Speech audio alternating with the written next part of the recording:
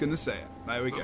Okay, so they're really, you can tell as well that they're eager to get involved in this game really fast. We haven't really had much of a chance to go over these builds, so in chat, please go through. Just mention any builds that you want to go through, as most of the builds by now are very common and very much expected, other than probably the elementalists that we're going to go into when we can at the moment. So I'm just going to go through these splits as we come out. We do see Blue kind of coming into the midpoint. They might gather as well. Sorry, H-Man did go on the north side the last couple of games, but not the last one actually. He's staying there, and they're actually going to change up, and they're going to move there around the south side of the point, which actually worked for them last time. Whereas so OP actually just grouping up a little bit, but Cade and Master Splinter again going to exactly the same place, and no one's picked it up. Nah, they have actually. Anis has. Yeah, it seems like they I think they do know where they are. It's just that getting there might be a problem, considering they don't have the thief to do that. They don't have someone who can just blink up there and just, scare the hell out of Master Splinter.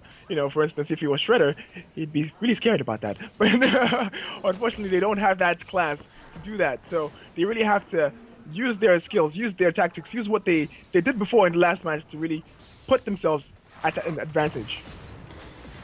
So at the moment, we do see there's a little bit more focus coming up to those guys, but like you said, that is a very good point. It is tough for them to get up. As you can see, Master Splinter, there will be a lot of tunneling going on, and Master Splinter is able to actually put a lot of AoE down there, and Cade is able to just get down there as well, and it's a very narrow passage for them to get through to actually reach them. So they do need to do that. Anastasis goes down.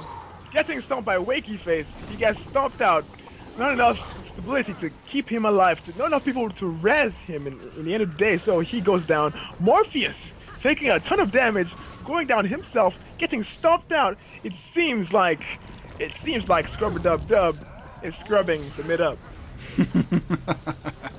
So we saw the elixir gun coming just as on the side of babies at the moment. There is, of course, that condition removal on the third ability on the elixir gun as well, which he just pulled out. So there is that considerable amount of condition removal, but at the moment it seems to be a lot more direct damage which is coming down onto the face of Blue, and Kaomi just going down there as well. So Red, they look at Blue, they're making a bit of a mistake here. They're just allowing them to get free caps on the point.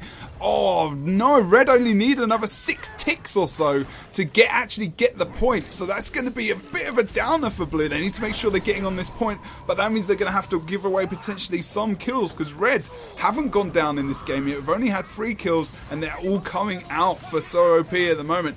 And it's not... Blue need to think about what they're going to do here.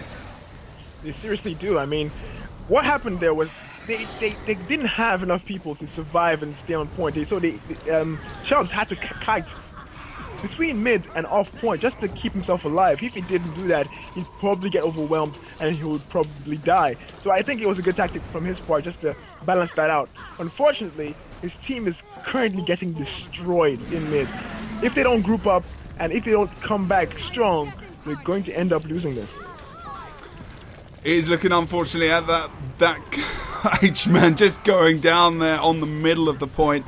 Down with Nessiter just going for that down there on his body. I'm not sure there's many people in Blue. And on the point, the only person who is Kaomi, who's dead. And there's no one able to get onto the point. So Blue are going to have to actually pull back, and they're actually going to have to defend their lord already, because Red have capped the mid around the same time that Blue did before, but Red are going to have a little bit of a regroup in this area, and the Elementalist and Cade, Noskok is going to actually, are going to regroup, and they've spotted Chubbs. Chubbs was going to come around the back and potentially get some AoE damage down on there before the guys came in, but they really scouted him out as he was doing it. So the reason I do feel that Apex have been coming onto this side of the point is that they do know that Cade and Splinter are on that south side of the point, but they're not actually finishing them off or pushing them down off there.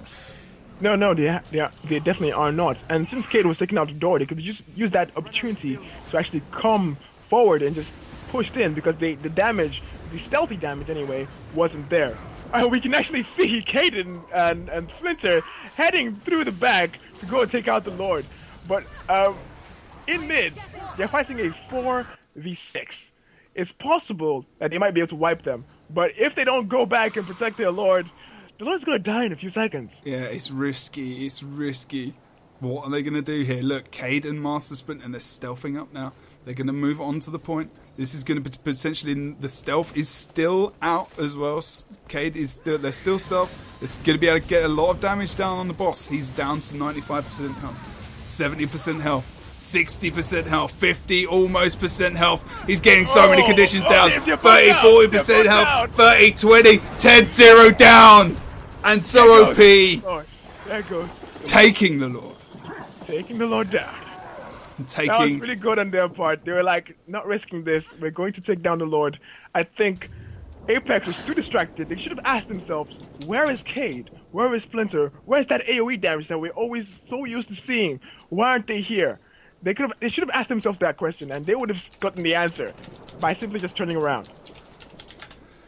A really big mistake there from Apex. A really big mistake. But the focus was there in the last game, but they lost it, thinking maybe that they've got that morale and they've got that push from that game to just push them forward. But unfortunately,